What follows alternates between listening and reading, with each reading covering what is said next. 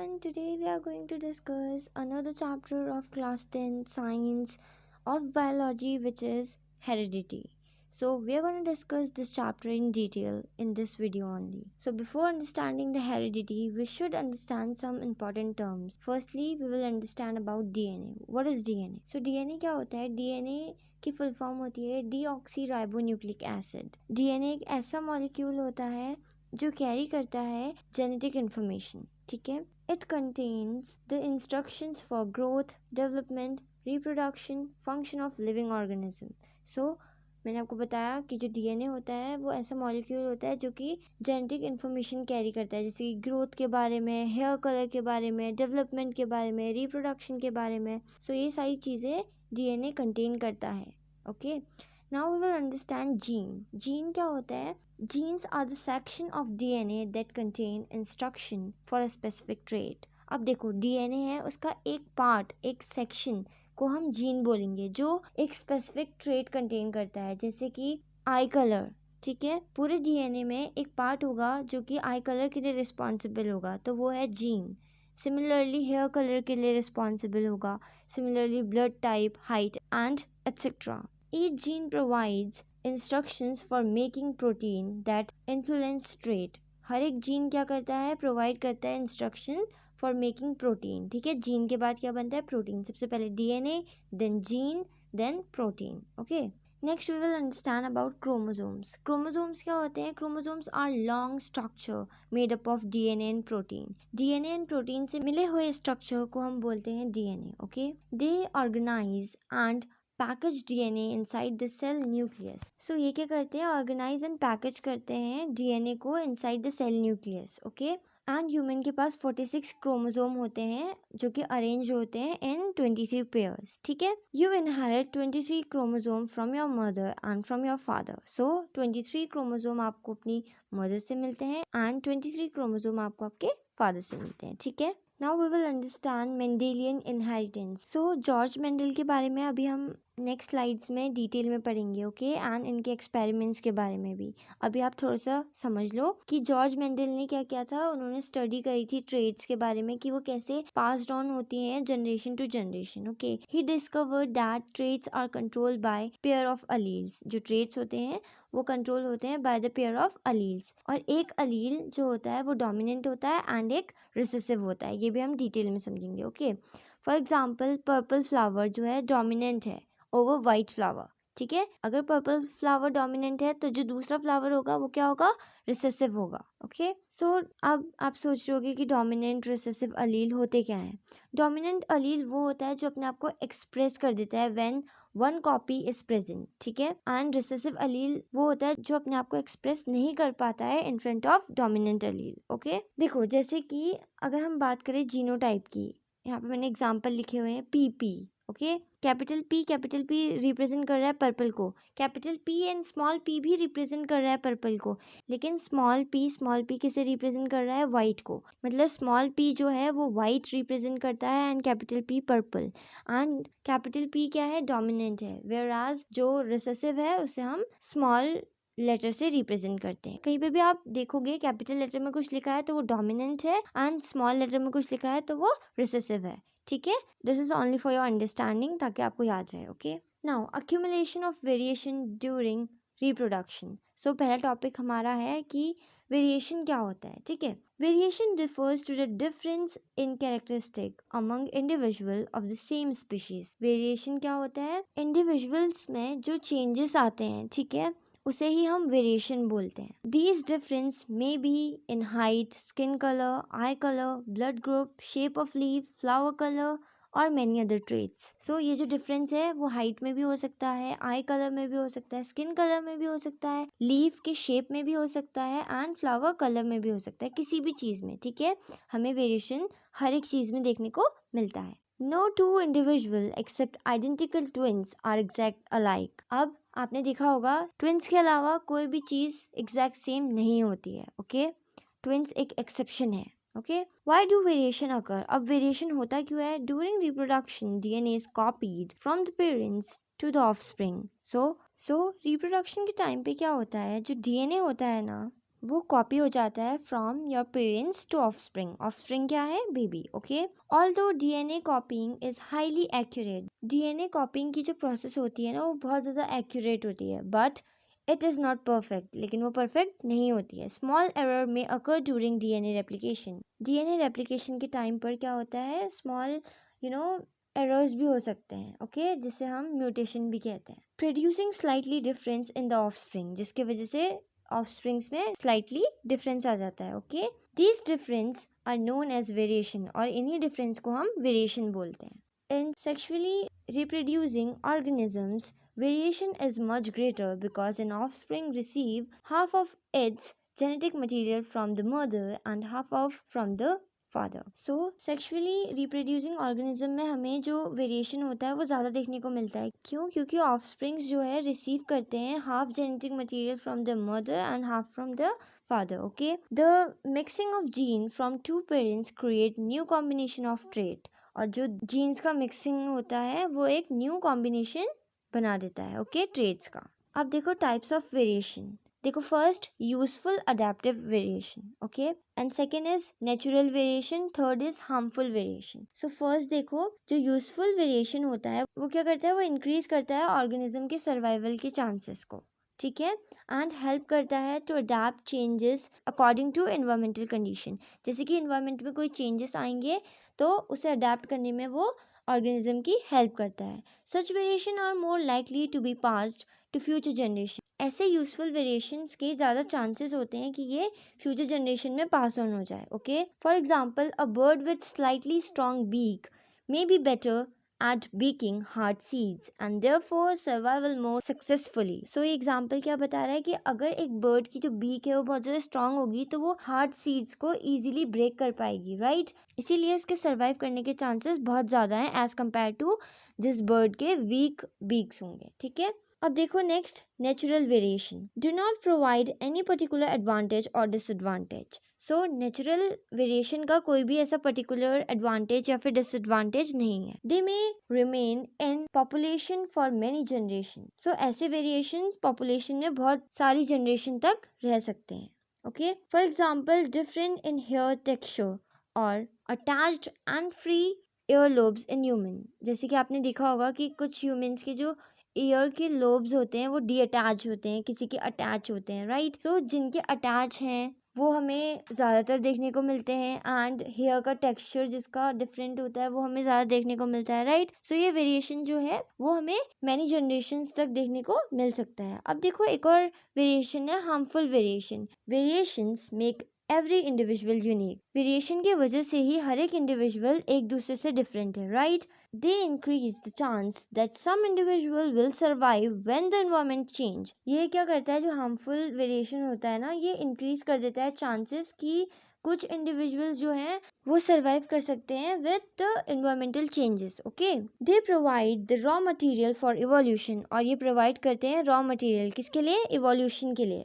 Without variation all individual would be identical. अगर variation नहीं हुआ तो सारे इंडिविजुअल आइडेंटिकल होंगे, making it difficult for species to survive. और इसकी वजह से क्या होगा, स्पीशीज के सर्वाइवल में डिफिकल्टी आएगी. ओके, डिजीज और इन्वायरमेंटल चेंजेस भी आएंगे. ओके, नेक्स्ट देखो वेरिएशन एंड इवोल्यूशन. वेरिएशन हमने पढ़ा कि वेरिएशन क्या होता है, जो चेंजेस होते हैं एक जनरेशन से दूसरे जनरेशन के बीच में, उसे ही हम वेरिएशन कहते हैं. Right, now next is variation and evolution. Variation accumulate gradually over many generations. If a variation helps an organism survive and reproduce, it is more likely to be inherited by the future generation. तो हमने पढ़ा कि जो variation है वो accumulate होता है gradually over many generation, right?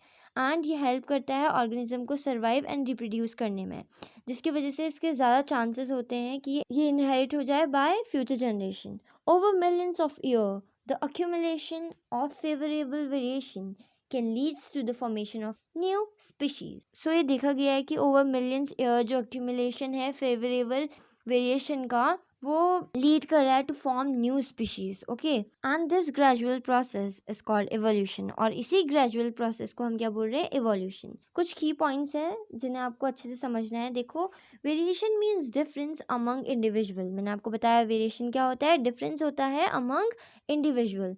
Variation arise due to small error in DNA copying and genetic recombination. Variation क्यों अराइज होता है? Due to small error in DNA. ठीक है, डीएनए में अगर कोई भी स्मॉल एरर आ गया उसकी वजह से वेरिएशन होता है.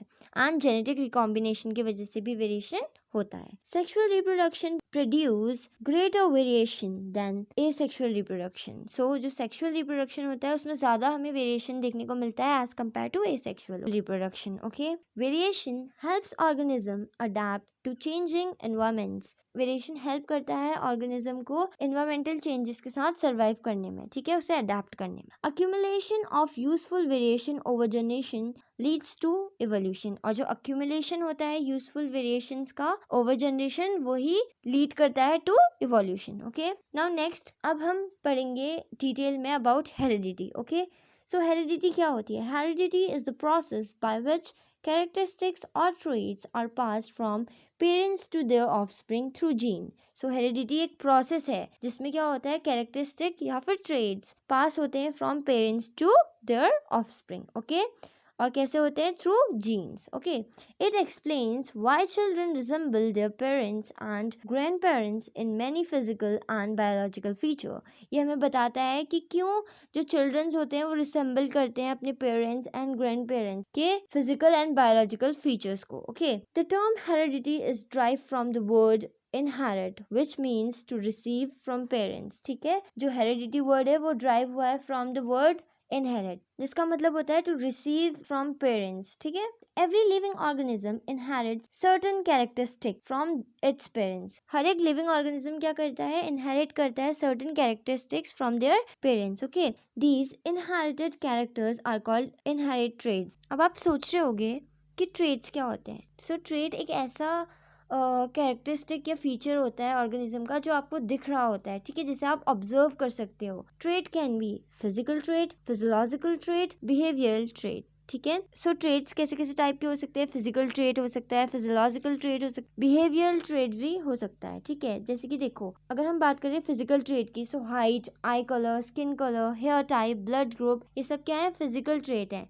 अब देखो फिजियोलॉजिकल ट्रेट जो इंक्लूड करता है digestion of food, blood clotting. Okay, next is behavioural trait. In some organism हमें ये देखने को मिलता है जैसे कि नेस्ट बिल्डिंग इन बर्ड्स. ठीक है, माइग्रेशन पैटर्न्स, ये सब कुछ किस में आते हैं? बिहेवियरल ट्रेट्स में आते हैं. Okay, some traits are inherited from parents while other are acquired during life due to environmental influence. Parents, ठीक है, हम लोग कुछ ट्रेट्स को इनहेरिट करते हैं from our parents. Okay, but हम कुछ एक्वायर करते हैं ड्यूरिंग आवर लाइफ टाइम जिन्हें हम एक्वायर्ड ट्रेट बोलते हैं. ओके, अब देखो difference inherited traits and acquired traits के बीच में. ठीक है, इनहेरिटेड ट्रेट्स क्या होते हैं? जिसे हम इनहेरिट करते हैं फ्रॉम आवर पेरेंट्स, जो कि पास होते हैं from generation to generation. Okay, these traits are controlled by the DNA present in the chromosomes of our cells. ये जो ट्रेट्स होते हैं उन्हें कौन कंट्रोल करता है? डीएनए कंट्रोल करता है. ठीक है, जो किसमें प्रेजेंट होते हैं? हमारे क्रोमोसोम के सेल में. ठीक है, जैसे कि eye colour, blood group, hair texture, attached और free ear lobes, dimples and natural skin color.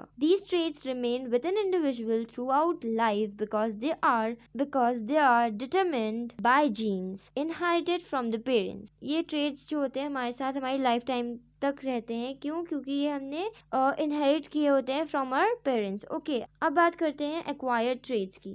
Acquired traits ऐसे कैरेक्टरिस्टिक्स होते हैं जो डेवलप होते हैं ड्यूरिंग इंडिविजुअल्स लाइफ टाइम. ठीक है, ड्यू टू एनवायरमेंटल फैक्टर की वजह से, हैबिट्स की वजह से, लर्निंग की वजह से एंड हमारी जो लाइफस्टाइल के अकॉर्डिंग भी ये ट्रेट्स हमारे अंदर आते हैं. ठीक है, these traits are not controlled by gene and therefore cannot be inherited by the next generation. So ये traits जो हैं वो inherit नहीं करे जाते हैं, इसलिए ये next generation में हमें देखने को नहीं मिलते. ठीक है, for example learning to swim. अगर आप स्विम सीख रहे हो, क्या ये पॉसिबल है कि आपकी जो नेक्स्ट जनरेशन होगी उसे भी बर्थ के टाइम से स्विमिंग आती होगी? नहीं, this is not possible, right. Muscular body due to exercise. अब आपकी बहुत ही ज्यादा मस्कुलर बॉडी है क्योंकि आप एक्सरसाइज करते हो, जिम जाते हो, तो क्या जो आपके ऑफस्प्रिंग्स होंगे वो भी क्या मस्कुलर बॉर्न होंगे? नहीं. Also scars from injuries, tanned skin due to sunlight. Okay, अब देखो एनसीईआरटी में ये पॉइंट लिखा हुआ है, changes that occur in the body cell during an individual's lifetime are not passed onto the offspring because they do not affect the DNA of reproductive cell gametes. ठीक है, तो ये क्या कह रहा है, जो चेंजेस होते हैं हमारी बॉडी में ड्यूरिंग इंडिविजुअल्स लाइफ टाइम, ठीक है, वो पास ऑन नहीं होते हैं टू द ऑफस्प्रिंग्स। क्यों? क्योंकि इसने हमारे डीएनए को कोई अफेक्ट नहीं किया है, इसलिए। ठीक है, अगर ये हमारे डीएनए में होता तो ये ज़रूर पास ऑन हो जाता है नेक्स्ट जनरेशन में, बट ये हमारे डीएनए में नहीं है तो ये पास्ड ऑन नहीं होगा to the next generation. Okay, now moving on to the next in which we will, और जो इनहेरिटेड ट्रेड्स होते हैं वो प्रेजेंट होते हैं फ्रॉम द बर्थ, बट अगर हम बात करें एक्वायर्ड ट्रेड्स की, सो वो डेवलप होते हैं after birth. Okay, now how does heredity work? Heredity काम कैसे करती है? Every human cell contain 46 chromosome arrange in 23 pair. मैंने आपको बताया हर एक ह्यूमन बीइंग कंटेन करता है 46 क्रोमोसोम्स, ठीक है, जो अरेंज होते हैं 23 पेयर्स में। ओके, सो क्रोमोसोम कंटेन करता है डीएनए, जिसे हम डीऑक्सीराइबोन्यूक्लिक एसिड बोलते हैं, which carries genetic information. ये मैंने आपको बता दिया. A small segment of DNA that controls a particular characteristic is called gene. और ऐसा एक सीक्वेंस डीएनए का जो पर्टिकुलर ट्रेट या फिर कैरेक्टरिस्टिक कंटेन करता है उसे हम क्या बोलते हैं? Gene, right? During reproduction, the father contributes 23 chromosome through the sperm and the mother contributes 23 chromosome through the egg. So क्या होता है? 23 chromosome आपके father के sperm से आते हैं and 23 chromosome आपके mother के egg से आते हैं, ठीक है? Together they form zygote with 46 chromosomes, ठीक है? तो एक साथ क्या होता है फिर इनके मिलने से? zygote फॉर्म होता है and 46 क्रोमोसोम उसमें होते हैं. Okay, as a result the offspring inherits gene from both the parents, shows characteristic of both. So इसी की वजह से जो ऑफस्प्रिंग होता है वो क्या करता है? इनहेरिट करता है genes from both the parents. Okay, now why do children resemble their parents? अभी हमने पढ़ा था कि जो चिल्ड्रंस होते हैं वो रिसेंबल करते हैं अपने पेरेंट्स को. Children resemble their parents because they inherit gene from both of them. ठीक है, क्योंकि जो offsprings होते हैं वो inherit करते हैं genes from both their parents. Okay, for example, a child may inherit eye color from the mother. So जो बेबी का आई कलर है हो सकता है कि वो उसके अंदर जो आई कलर का जीन है वो उसके मदर के अंदर से आया है. Okay, similarly a hair texture from the father और फ्रॉम मदर ऑल्सो. ओके, किसी से भी आ सकता है gene. Height may depend on genes inherited from both the parents along with the environmental factors such as nutrition. Thus, heredity is responsible for similarities within a family. So, जो height है वो develop हो सकती है on gene जब आपने inherit किया है उसे from both the parents, ठीक है, along with the environmental factor. ठीक है, environmental factor भी बहुत ज़्यादा depend करता है such as nutrition. इसीलिए जो heredity है वो responsible for similarities within the family. Okay. अब हेरिडिटी का क्या इंपॉर्टेंस है? ये इंश्योर करती है continuity of species. Okay, and ये मेंटेन करती है ऑफस्प्रिंग्स एंड पेरेंट्स में सिमिलैरिटीज. ठीक है, और ये हेल्प करती है पास करने में useful characteristics from one generation to next. Okay, and it's creates the basis of variation and evolution. और हेरिडिटी क्या है? क्रिएट करता है. एंड हेरिडिटी क्या करता है? क्रिएट करता है basis for variation and evolution. Okay, also heredity helps scientist to understand genetic disorder and inheritance pattern. ठीक है, जो हेरिडिटी है वो हेल्प करती है साइंटिस्ट को अंडरस्टैंड करने में जेनेटिक डिसऑर्डर एंड इनहेरिटेंस के पैटर्न्स को भी अंडरस्टैंड करने में हेल्प करती है. ओके, फिर मैंने आपसे बोला था कि हम जॉर्ज मेंडल के बारे में डिटेल में पढ़ेंगे. सो जॉर्ज मेंडल को हम फादर ऑफ जेनेटिक्स भी बोलते हैं. Okay, he was an Australian monk and scientist. तो वो क्या थे? एक ऑस्ट्रेलियन मॉन्क थे एंड साइंटिस्ट थे. He was born in 20 July 1822 in Hinzendorf and वो belong करते थे to a poor family. Okay, from childhood Mendel was interested in plants and farming. बचपन से ही उन्हें बहुत ज़्यादा plants and farming में interest था. ठीक है, although he was brilliant student, his family had financial difficulties making it hard for him to continue his education. वो बहुत ज़्यादा ब्रिलियंट स्टूडेंट थे बट फाइनेंशियल डिफिकल्टी की वजह से ज़्यादा अच्छे से पढ़ाई नहीं कर पाए. ठीक है, to continue studying he joined an Australian monastery of S T. Thomas in Bern. ठीक है, सो उन्होंने क्या किया? अपनी स्टडी को कंटिन्यू करने के लिए उन्होंने मोनेस्ट्री ऑफ एस.टी. थॉमस को ज्वाइन किया, where he became a monk, जहाँ वो मोंक बन गए थे. And the monastery had a beautiful garden and encourages scientist research. So वहाँ पर एक बहुत ही beautiful garden था जिसमें उन्होंने research करी. This gave Mendel the opportunity to perform experiment on plant. इसी की वजह से उन्हें opportunity मिली perform करने के लिए experiment on plant. Okay, and अब देखो कि क्यों मेंडल ने सिर्फ पाइसम सटाइवम मतलब कि पी प्लांट को चूज किया। Mendel select the garden pea plant, इसका साइंटिफिक नेम पाइसम सटाइवम है। ओके, उन्होंने इसको इसलिए चूज किया था क्योंकि इसके बहुत ज़्यादा एडवांटेज थे, जैसे कि ये बहुत इजीली ग्रो हो जाता है छोटी सी स्पेस में, एंड इसकी बहुत ज़्यादा शॉर्ट लाइफ साइकिल होती है, जिसकी वजह से वो अच्छे से उसे स्टडी कर सकते हैं उसकी सारी जनरेशन्स को। ओके, एंड ये बहुत ज़्यादा अमाउंट में सीड प्रोड्यूस करता था, एंड इसमें हमें सेल्फ पॉलिनेशन भी देखने को मिलता था, ठीक है, जो प्रोड्यूस करता था प्योर लाइंस, एंड मैनुअली हमें इसमें क्रॉस पॉलिनेशन भी देखने को मिलता था, ठीक है। Healthy plants were easily available in monastery garden.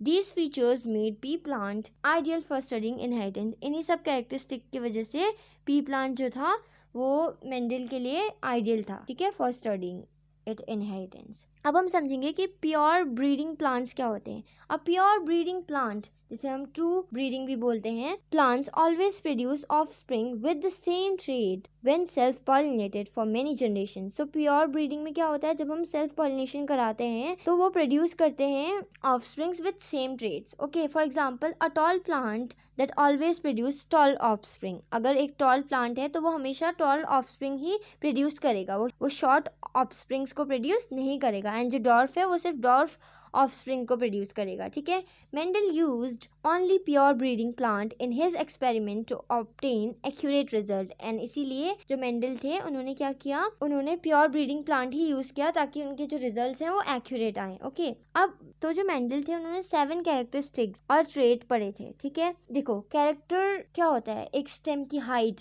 Character है, राइट, फ्लावर कलर कैरेक्टर है, फ्लावर पोजीशन कैरेक्टर है, सीड का शेप कैरेक्टर है, सीड कलर कैरेक्टर है, and similarly pot shape, pot colour, ठीक है। सो ये 7 कैरेक्टरिस्टिक्स थे, स्टेम की height, flower colour, flower position, seed shape, seed colour, pot shape and pot colour. ये 7 कैरेक्टरिस्टिक्स मेंडल ने डिटेल में पढ़े थे, ठीक है, जिसमें हमने 2 तरह के ट्रेड्स देखे थे, ठीक है, एक dominant trade and recessive trade. अगर हम स्टेम हाइट की बात करें तो उसमें टॉल जो था वो ऑफ कोर्स डोमिनेंट होगा एंड रिसेसिव डॉर्फ वाला होगा, ठीक है।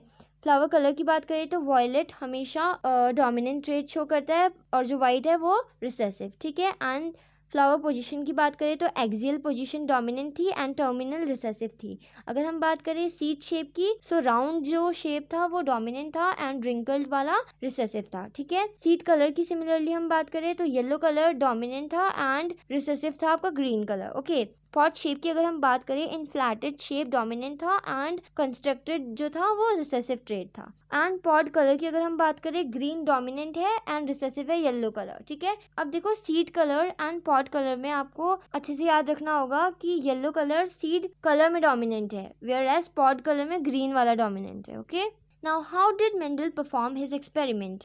ये तो सबको क्यूरियोसिटी होती है जानने की कि मेंडल ने कैसे अपने एक्सपेरिमेंट को किया था। सो सबसे पहले उन्होंने प्योर ब्रीडिंग प्लांट को सिलेक्ट किया, ठीक है। He selected pure tall and pure dwarf plant. उन्होंने pure tall and pure dwarf plant को क्या किया, सिलेक्ट किया। प्योर टॉल प्लांट को हम कैपिटल टी से रिप्रेजेंट करते हैं एंड शॉर्ट डॉर्फ प्लांट को हम स्मॉल टी से रिप्रेजेंट करते हैं। ओके, अभी हम ये डिटेल में पढ़ेंगे। नेक्स्ट स्टेप जो उनका था, उन्होंने उसको क्रॉस पॉलिनेट कराया। He removed the anthers male part from the flower before they released pollen, ठीक है। सो उन्होंने क्या किया, पॉलन रिलीज करने से पहले ही एंथर को रिमूव कर दिया, जो कि एक मेल पार्ट है फ्लावर का, ठीक है। एंड इस प्रोसेस को हम कहते हैं emasculation. Okay, then he transfer pollen from another plant to stigma. फिर उन्होंने क्या किया, उन्होंने ट्रांसफर किया पॉलन को दूसरे प्लांट से स्टिग्मा में, ठीक है। This ensure that only the desire plant crossed. ये क्या इंश्योर करता है कि डिजायर्ड प्लांट ही क्रॉस्ड होंगे, ठीक है। थर्ड, उन्होंने ऑब्जर्वेशन की, उन्होंने सीड्स कलेक्ट करे, ओके, एंड ग्रो करा उनको नेक्स्ट जनरेशन तक स्प्रिंग, और उन्होंने ऑफस्प्रिंग्स के जो भी ट्रेड्स थे उसको अच्छे से काउंट एंड रिकॉर्ड किया, ठीक है। He repeated this experiments thousands of times over several years. So उन्होंने सालों साल इस एक्सपेरिमेंट को 1000 टाइम क्या किया, रिपीट किया, ओके। और इस बीच उन्होंने बहुत सारे चैलेंजेस भी फेस किए, जैसे कि उन्हें thousands of pea plants को ग्रो और मेंटेन करना पड़ा, and every cross pollination had to be done by hand. और हर एक जो क्रॉस पॉलिनेशन है वो हैंड से उन्हें करना पड़ता था क्योंकि उस टाइम पर तो टूल्स वगैरह प्रेजेंट नहीं थे, right. He carefully counted record every result, और हर एक चीज उन्हें एक्यूरेटली काउंट भी करनी पड़ती थी एंड हर एक चीज को अच्छे से रिकॉर्ड करना होता था, ठीक है। He repeated experiment many times to make sure his conclusion were correct, and उन्होंने एक्सपेरिमेंट को बहुत बार रिपीट किया ताकि कोई भी गलती ना हो, okay. At the time there was no knowledge of DNA, gene और chromosome, so he had to rely only on observation, and उस टाइम पर किसी को डीएनए, जीन, क्रोमोसोम की नॉलेज नहीं थी, ऑब्वियसली उन्हें भी नहीं होगी, इसलिए उन्हें अपनी ऑब्जर्वेशन पर रिले होना पड़ा, ठीक है। Now why was Mendel work not recognised initially, फिर हमने ये भी पढ़ा है इनके बारे में कि इनका जो वर्क है वो उस टाइम पे उतना फेमस नहीं हुआ जितना कि अब है। सो ऐसा क्यों हुआ? Although Mendel published His research in 1866, उन्होंने 1866 में ही अपनी रिसर्च है उसको पब्लिश कर दिया था एक मैगजीन में, okay. It was largely ignored because, अब उसको इग्नोर करा गया, क्यों? Most scientists did not understand the importance of mathematical and biology. अब उन्होंने मैथमेटिक्स भी यूज़ की थी अपने ऑब्जर्वेशन के टाइम पर जब उन्होंने रिकॉर्ड किया चीज़ों को, लेकिन बहुत सारे साइंटिस्ट नहीं समझ पा रहे थे कि उन्होंने बायोलॉजी में मैथमेटिक्स क्यों यूज़ करी। And the concept of genes and chromosome had not yet been discovered, और किसी को भी जीन्स एंड क्रोमोसोम्स के बारे में उस टाइम तक पता नहीं था। अभी हमें तो पता है इसलिए हम समझ पा रहे हैं, बट उस टाइम पर किसी को भी इसके बारे में नॉलेज नहीं थी। His work was published in local scientific journal with limited circulation. So जो उनका वर्क था वो पब्लिश हुआ लोकल साइंटिफिक जर्नल में। Many scientists still believe older theories of inheritance, and जो साइंटिस्ट थे वो इनहेरिटेंस की ओल्डर थ्योरीज पर बिलीव करते थे, okay. So as a result Mendel discovery remain unnoticed during his life time, and Mendel की जो डिस्कवरीज थी वो अननोटिस्ड रही ड्यूरिंग हिज लाइफ टाइम, ठीक है। अब देखो rediscovery of Mendel's work. So around 1900 क्या हुआ, 3 साइंटिस्ट आए जिनका नेम था Hugo de Vries, Carl Correns, Erich von Tschermak, ठीक है। इन 3 साइंटिस्ट ने क्या करा, इंडिपेंडेंटली ऑब्टेन करे similar result as Mendel, and when they read his published work, they realized that Mendel had already explained the principle of inheritance decade earlier. So जब उन्होंने Mendel के पब्लिश वर्क को read किया, उन्हें समझ में आया कि मेंडल ने पहले ही प्रिंसिपल ऑफ इनहेरिटेंस को एक्सप्लेन कर दिया है, okay. So only then was Mendel recognized as the father of genetic, and जिसके वजह से फिर मेंडल को रिकॉग्नाइज किया गया as the father of genetic, okay. अब देखो क्या इंपॉर्टेंस थी मेंडल के वर्क की। सो उन्होंने क्या किया था, he establish the foundation of genetic, उन्होंने फाउंडेशन स्टैब्लिश करी जेनेटिक की, ठीक है। Explained how traits are inherited, उन्होंने बताया कि कैसे जो ट्रेड्स हैं वो इनहेरिटेड होते हैं, एंड उन्होंने डोमिनेंट एंड रिसेसिव ट्रेड के कंसेप्ट को भी इंट्रोड्यूस किया, okay. Lead to the formulation of the law of inheritance, and जिसकी वजह से लॉ ऑफ इनहेरिटेंस भी फॉर्मुलेट हुआ, okay. Also, he helped scientists understanding heredity, genetic disorder, plant breeding and evolution. And उनके work ने बहुत सारे साइंटिस्ट को हेल्प किया heredity, genetic disorder, plant breeding and evolution को समझने में, ओके। अब हम पढ़ेंगे मेंडल्स मोनोहाइब्रिड क्रॉस, ठीक है। मोनोहाइब्रिड मतलब कि single hybrid, okay. Now what is monohybrid cross? Monohybrid cross is a genetic cross between 2 pure breeding plant that differ in only one pair of contrasting characteristics. So monohybrid cross जो है वो genetic cross है, right, जो कि 2 pure breeding plants के बीच में होता है, ठीक है। That differ only 1 pair, and ये डिफर करता है in only 1 pair of contrasting trait, okay. The word mono means one and hybrid refers to the offspring produced by crossing 2 different plants. So मैंने आपको बताया मोनो का मतलब होता है 1 एंड हाइब्रिड का मतलब होता है ऑफस्प्रिंग्स जो प्रोड्यूस होते हैं by crossing 2 different plants, okay. उसे हम हाइब्रिड बोलते हैं, means mixture, you know. In this experiment, Mendel studied only one characteristic at a time. So Mendel ने इस एक्सपेरिमेंट में सिर्फ सिंगल कैरेक्टरिस्टिक को ही स्टडी किया, okay, such as plant height, for example plant height, okay. Experiment on plant height. So अब देखो हम experiment देखेंगे प्लांट हाइट में। Mendel select 2 pure breeding P plant, Mendel ने क्या किया, प्योर पी प्लांट को सिलेक्ट किया, ठीक है, pure tall plant and pure dwarf plant. अब मैंने आपको बताया कि हर एक ऑफस्प्रिंग क्या करेगा, रिसीव करेगा एक अलील फ्रॉम फादर एंड एक अलील फ्रॉम मदर, ओके। तो फर्स्ट फिलाइल जनरेशन में क्या होगा, F1 को हम फिलाइल बोलते हैं, इसमें कैपिटल टी टॉल प्लांट से मिलेगा, स्मॉल टी डॉर्फ प्लांट से मिलेगा, राइट। पहले क्या किया मेंडल ने, प्योर प्लांट्स लिए थे, राइट। एक कैपिटल टी था एंड एक स्मॉल टी जिनके गैमीट्स हमें मिले थे। अब देखो जब हम इन गैमीट्स का क्रॉस कराएंगे तो हमें सारे के सारे टॉल प्लांट ही मिलेंगे। क्यों? क्योंकि डोमिनेंट वाला अपने आप को एक्सप्रेस करेगा। सो पुनेट स्क्वायर देखो, capital T small T, capital T small T, capital T small T, capital T small T, तो सारे के सारे में जो कैपिटल टी है वो अपने आप को एक्सप्रेस करेगा। ओके, ऑब्जर्वेशन क्या करी मैंने आपको बता दिया कि सारे के सारे टॉल होंगे। जीनोटाइप देखो 100% TT and phenotype 100% tall plants. Okay, appear in the first generation में हमें कोई भी डॉर्फ प्लांट्स देखने को नहीं मिले। Why were all plants tall? अब आप सोच रहे होगे कि सारे प्लांट्स टॉल क्यों थे। मैंने आपको बताया क्योंकि डोमिनेंट जो अलील था वहां पे वो कैपिटल टी था। Although in every first generation plant receive one capital T allele from tall plant and one small T from dwarf plant, तो क्या होगा, जो फर्स्ट जनरेशन होगी उसमें कैपिटल टी टॉल प्लांट से मिलेगा, स्मॉल टी डॉर्फ प्लांट से मिलेगा, राइट। द डोमिनेंट अलील जो कैपिटल टी होगा वो क्या करेगा, mask the effect of the recessive अलील, वो सप्रेस कर देगा रिसेसिव अलील के इफेक्ट को जो कि स्मॉल टी था। Therefore every first generation plant appear tall, हर एक फर्स्ट जनरेशन जो होगी प्लांट की वो टॉल ही हमें अपीयर होगी, ठीक है। Even though it carries the dwarf allele, पर उसमें डॉर्फ अलील भी होगा लेकिन वो अपने आप को एक्सप्रेस नहीं कर पाएगा। क्यों? क्योंकि वो रिसेसिव है एंड डोमिनेंट उसके ऊपर डोमिनेट कर रहा है। ओके, इसी को हम बोलते हैं लॉ ऑफ डोमिनेंस, ठीक है। सो ये जो लॉ ऑफ डोमिनेंस था वो मेंडल का फर्स्ट लॉ था, ठीक है।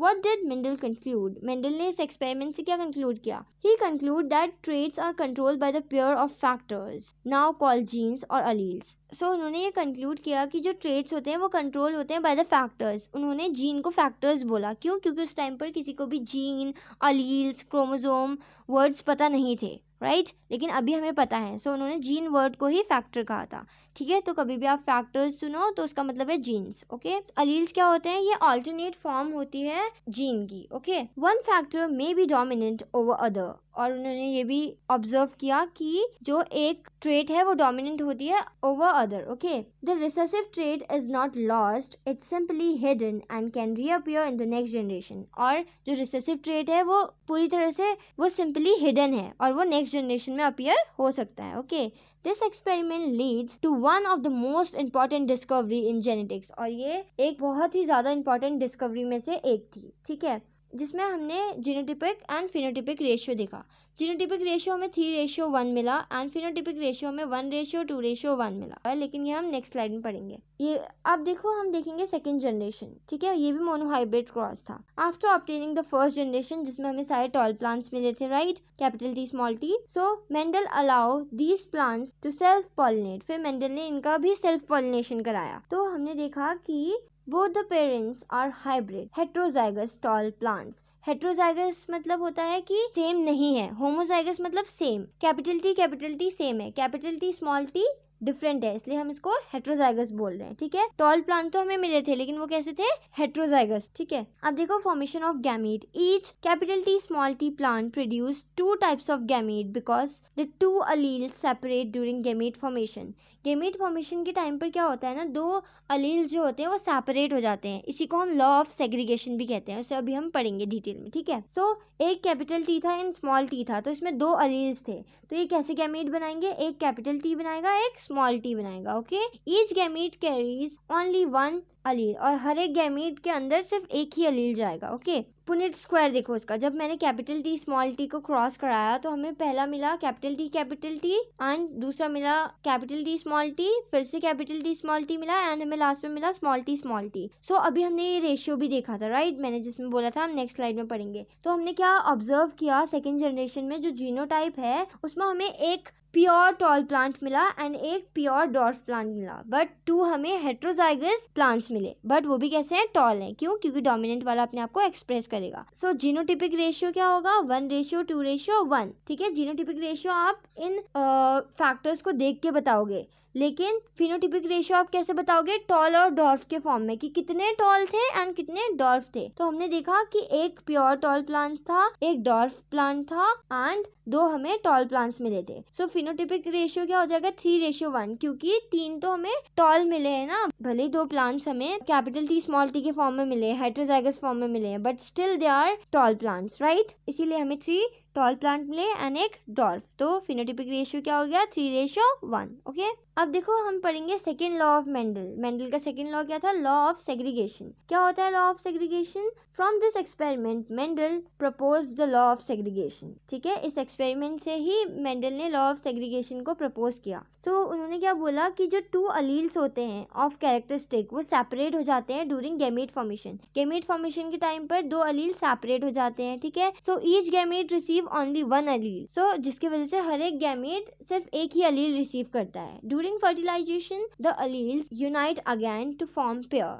और फर्टिलाइजेशन के टाइम पर दोनों अलील यूनाइट हो जाते हैं, मतलब कि एक साथ मिल जाते हैं ताकि वो एक पेयर बना ले। ठीक है, अब देखो लॉ ऑफ सेग्रीगेशन की इंपॉर्टेंस क्या है। पहली बात तो ये जो लॉ था ना ये बहुत ज्यादा प्योर था, मतलब इसके कोई एक्सेप्शंस नहीं थे। हायर क्लासेस में आप law of dominant and third law के भी, जिसे हम लॉ ऑफ इंडिपेंडेंट असॉर्टमेंट भी बोलते हैं, उसे हम अभी डिटेल में पढ़ेंगे, उसके भी एक्सेप्शन आप देखोगे। लेकिन सिर्फ एक ये लॉ था जिसका अभी तक कोई एक्सेप्शन नहीं आया है। ठीक है, सो ये एक्सप्लेन करता है why the recessive trait appears in the F2 generation. ये बताता है कि क्यों जो रिसेसिव ट्रेड है वो एक्सप्रेस हुआ सेकंड जनरेशन में बट फर्स्ट जनरेशन में तो नहीं हुआ था ना, इसलिए वो सेकंड जनरेशन में क्यों एक्सप्रेस हुआ है ये लॉ ऑफ सेग्रीगेशन हमें एक्सप्लेन करता है। It shows that alleles do not mix permanently and form the basic of modern genetic. और ये फॉर्म करते हैं बेसिक्स ऑफ मॉडर्न जेनेटिक। ठीक है, अब हम पढ़ेंगे डाइहाइब्रिड क्रॉस। अभी तक हम मोनोहाइब्रिड क्रॉस को पढ़ रहे थे। A dihybrid cross is a genetic cross in which 2 pair of contrasting traits are studied at the same time. इसमें हम 2 पेयर्स पढ़ते हैं कॉन्ट्रास्टिंग ट्रेड्स के। ठीक है, और सेम टाइम पे पढ़ते हैं। The word di means 2, di मतलब 2, एंड हाइब्रिड मतलब मैंने आपको बताया कि जब ऑफस्प्रिंग प्रोड्यूस होते हैं bye crossing 2 different parents. Okay, unlike a monohybrid cross which studies only 1 characteristic. लेकिन मोनोहाइब्रिड क्रॉस में क्या होता है, हम सिर्फ एक ही कैरेक्टरिस्टिक पढ़ रहे थे, यहाँ पे हम 2 कैरेक्टरिस्टिक्स साथ में पढ़ेंगे। ठीक है, traits chosen by the Mendel. अब देखो इसमें कौन से ट्रेड्स मेंडल ने चूज करे थे। Mendel selected 2 seed characteristics of pea plants. पहला कैरेक्टर कौन सा था, सीड शेप, दूसरा सीड कलर। ठीक है, सीड शेप में कौन सा डोमिनेंट था, राउंड, मैंने आपको बताया, एंड रिंकल रिसेसिव था। लेकिन सीड कलर की अगर हम बात करें येलो डोमिनेंट था एंड ग्रीन रिसेसिव था। ठीक है, पेरेंट जनरेशन देखेंगे हम इसमें भी पहले कि पेरेंट जनरेशन थी round and yellow, wrinkle and green. ठीक है, राउंड एंड येलो का उन्होंने पेयर बनाया, रिंकल एंड ग्रीन का उन्होंने पेयर बनाया और इनके बीच में क्रॉस कराया।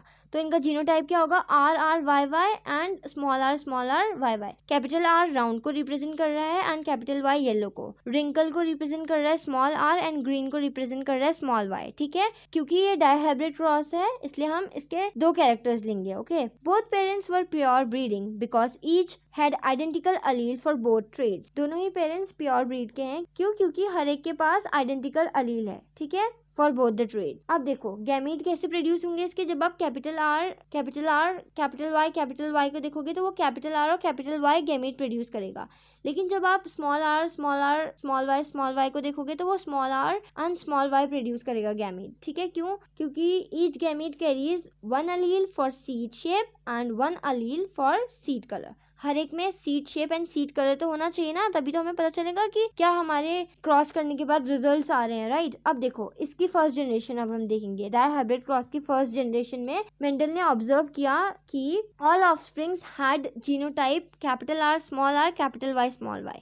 तो हर एक ऑफस्प्रिंग के पास सिर्फ सेम टाइप का जीनोटाइप था। ठीक है, एंड जो फिनोटाइप था सारे के सारे round and yellow seed show कर रहे थे। क्यों, क्योंकि बिकॉज ऑफ डोमिनेंट कैरेक्टर। ठीक है, जो डोमिनेंट कैरेक्टर है वो सप्रेस कर देता है रिसेसिव कैरेक्टर को। ठीक है, जैसे कि राउंड एंड येलो जो थे डोमिनेंट थे, इसीलिए उन्होंने क्या किया, रिसेसिव वाले को स्मॉल r रिंकल्ड एंड स्मॉल y ग्रीन को सप्रेस कर दिया, इसीलिए सिर्फ round shape and yellow colour हमें देखने को मिला। दस both the dominant trade appear in first generation. First generation में यहाँ पर भी सिर्फ डोमिनेंट ट्रेड ही अपीयर हुआ। ठीक है, अब देखो जब सेल्फ पॉलिनेशन हुआ फर्स्ट जनरेशन का तो क्या हुआ, Mendel then allow the first generation plant to self pollinate. So इनके बीच में जब क्रॉस कराया तो हमें देखने को मिला कि each parent now produce 4 different types of gametes because the allele separate independently. अब फिर उन्होंने क्या नोटिस किया कि हर एक पेरेंट्स न्यू 4 डिफरेंट टाइप्स के गैमीट्स को प्रोड्यूस कर रहा है। क्यों, क्योंकि जो अलील्स है वो सेपरेट हो गए हैं। ठीक है, इंडिपेंडेंटली। और जब वो सेपरेट हुए तो हमें क्या देखने को मिला, एक कैपिटल R स्मॉल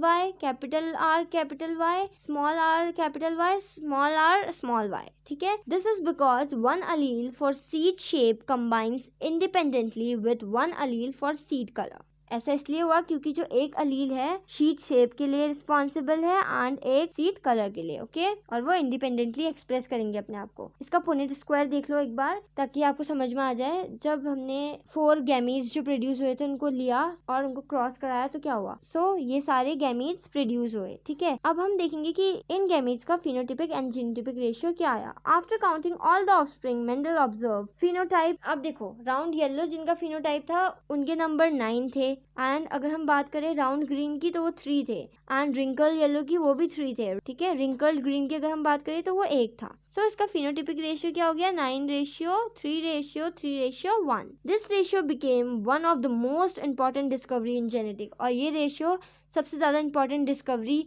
बनी जेनेटिक्स की, ठीक है। इस क्रॉस से मेंडल ने लॉ ऑफ इंडिपेंडेंट असॉर्टमेंट के बारे में बताया। From the dihybrid cross Mendel proposed the law of independent assortment statement. During the formation of gamete the alleles of one pair of traits assort independently of the alleles of another pair of traits। So इसमें क्या होता है, जब gamete form होते हैं ना, जो अलील का एक पेयर है वो दूसरे अलील के पेयर के साथ इंटरफेयर नहीं करता है, ठीक है। वो इंडिपेंडेंटली दोनों अपने आप को एक्सप्रेस करते हैं। अगर हम सिंपल वर्ड्स में बात करें कि जो इनहेरिटेंस होता है सिंगल कैरेक्टर का, वो इन्फ्लुएंस नहीं करता है दूसरे कैरेक्टर के इनहेरिटेंस में, ठीक है। अब देखो जो जेनेटिक इन्फॉर्मेशन है वो कैसे फ्लो होती है। The expression of traits can be represent as gene, DNA, protein and trait. So genetic information कैसे पास होगी, फॉर एग्जाम्पल आपका जीन आई कलर के लिए रिप्रेजेंट कर रहा है, ठीक है। सो ये सबसे पहले डीएनए में जाएगा, फिर प्रोटीन में जाएगा, फिर ये एज ए ट्रेट एक्सप्रेस होगा, ठीक है। For example gene of tallness, so gene of tallness को कैरी किसने किया, डीएनए ने, ठीक है। फिर protein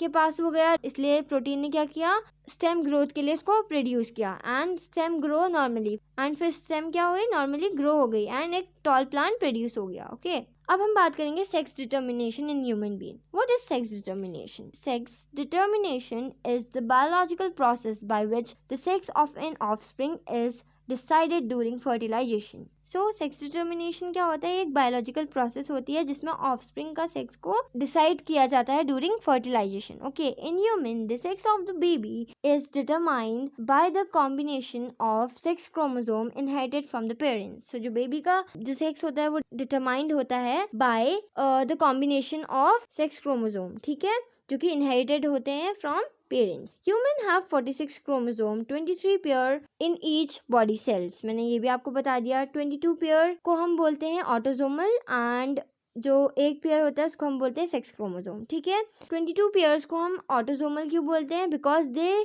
control the journal characteristic of body, okay. वो क्या करते हैं, वो जर्नल कैरेक्टरिस्टिक को कंट्रोल करते हैं हमारी बॉडी के, ठीक है। एंड जो एक पेयर बचा है जिसे हम सेक्स क्रोमोसोम बोल रहे हैं, वो डिटरमाइन करता है whether the individual will be male और फीमेल, कि जो इंडिविजुअल है वो मेल होगा या फिर फीमेल होगा, ठीक है। सो क्रोमोसोम्स इन ह्यूमन 2 टाइप के होते हैं, मैंने आपको बता दिया, autosomal and sex chromosome. Autosomal कितने होते हैं, 44, एंड सेक्स क्रोमोसोम एक पेयर में होता है, वैसे वो 2 क्रोमोसोम होते हैं। नाउ टोटल ये 23 पेयर्स बनाते हैं एंड 46 क्रोमोसोम होते हैं, ठीक है। अब देखो sex chromosome in male and female. The sex chromosome are different in male and female. Female में क्या होगा, XX, ओके, एंड मेल में X and Y। Every female has 2 X chromosome, हर एक फीमेल के पास 2 X क्रोमोसोम होते हैं, and every male has 1 X chromosome and 1 Y, और हर एक मेल के पास एक X क्रोमोसोम एंड एक Y क्रोमोसोम होता है, ओके। अब देखो गैमीट फॉर्मेशन कैसे होता है। During meiosis the chromosome number is reduced by the half. Meiosis के टाइम पे क्या होता है कि जो क्रोमोसोम नंबर होता है ना वो हाफ हो जाता है। फीमेल में क्या था, XX, ठीक है। सो उसके गैमीट भी XX ही बनेंगे। मेल में X and Y, so gamete कैसे बनेंगे, X एंड Y। अब देखो जब फर्टिलाइजेशन होगा, at fertilisation 1 sperm fuses with 1 egg. आपको पता है एक स्पर्म एक एग के साथ फ्यूज होता है। Since the egg always contributes eggs, और जो एग होगा वो हमेशा एक्स ही होगा, क्यों, क्योंकि फीमेल के पास दोनों क्या है, एक्स हैं, ठीक है। एंड द जो स्पर्म होगा वो एक्स भी हो सकता है, वो वाई भी हो सकता है। दस the type of sperm determines the sex of the child. जो स्पर्म होगा वो डिटरमाइन करेगा सेक्स ऑफ द चाइल्ड, ठीक है। अब देखो यहाँ पे हमने क्रॉस किया, सो फादर में क्या है, एक्स एंड वाई है, मदर में क्या है, एक्स एक्स है। सो जब एक्स एक्स होगा तो girl, X X girl, X Y boy, X Y boy. तो 50-50% चांसेस होते हैं कि गर्ल होगी, 50-50% चांसेस होते हैं कि बॉय होगा, ठीक है। अब देखो पॉसिबल आउटकम्स क्या हैं। सो ये मैंने आपको बता दिया कि पॉसिबल आउटकम्स 50-50% होते हैं, ठीक है।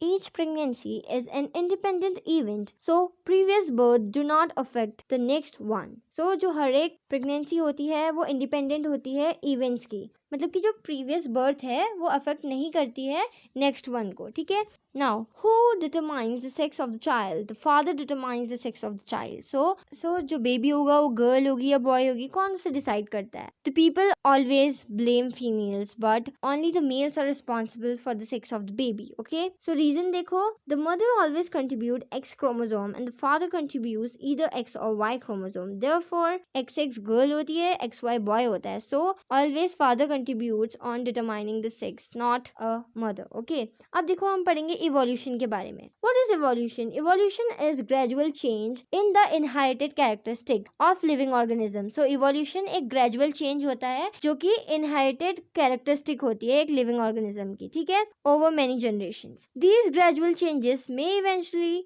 Give rise to new species, और ये ग्रेजुअल चेंजेस एक न्यू स्पीशीज को इवेंचुअली अराइज कर सकते हैं। Okay, evolution is a slow and continuous process that take place over millions of year. Evolution क्या होता है? एक स्लो प्रोसेस होती है जो कि कंटिन्यूअस होती है, ठीक है, और मिलियंस ऑफ ईयर तक ये होती रहती है, ठीक है। It explains how the great diversity of the life on the earth has developed from simpler ancestral organism. So ये explain करती है कि जो great diversity है हमारी life की earth में, वो develop हो गई है simpler से ancestral organism में, ठीक है। अब देखो relationship between heredity and evolution. Heredity and evolution are closely related. ये दोनों closely क्या है? related है, ठीक है। हेरिडिटी में हमने क्या देखा था कि ट्रांसफर होता है ट्रेड्स का from parents to offspring, and variation क्या होती है? वो डिफरेंस होती है अमंग इंडिविजुअल, ठीक है। ओवर मेनी जनरेशन जो यूजफुल वेरिएशन है वो अक्यूमुलेट हो गए हैं, right. The accumulation leads to evolution, हमें पता है जो अक्यूमुलेशन है उसके वजह से ही इवोल्यूशन हो रहा है। So heredity plus variation with time leads to evolution. Okay, now role of variation in evolution. क्या रोल है वेरिएशन का इवोल्यूशन में? Variation are the raw material of evolution. Variation एक टाइप का रॉ मटेरियल है इवोल्यूशन के लिए, ठीक है। Some variation may help an organism survive, help it obtain food, increase its chances of reproduction. ये मैं आपको पहले ही वेरिएशन जब हमने पढ़ा था मैं समझा चुकी हूँ, राइट।